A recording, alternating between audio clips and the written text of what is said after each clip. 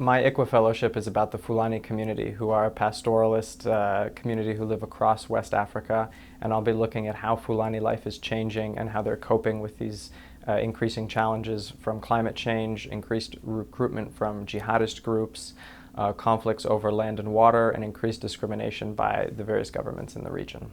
One thing I really want to do is to connect the issues that rural communities in West Africa face with some of the issues that rural communities in the United States face. So when you look out in the western part of the United States, there's a lot of political conflict over access to water in states like Colorado and Arizona. And we see really similar things. I think there are similarities between that and what we're seeing in West Africa. So I'd like to try to make people who seem on the outside very exotic much more understandable to an American audience.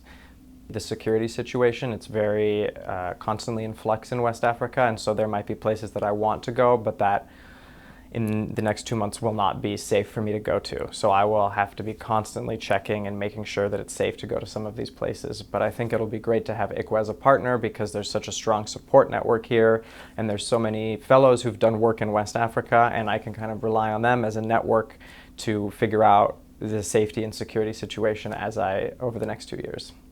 I think ICWA is an incredible opportunity to spend 2 years with a really deep dive into one subject that doesn't get as much attention on the day-to-day national headlines, issues that are very relevant to the United States and the way that the United States interacts with the rest of the world. It's also an incredible opportunity to work on your writing skills and to figure out how to be a better communicator to help Americans understand the rest of the world.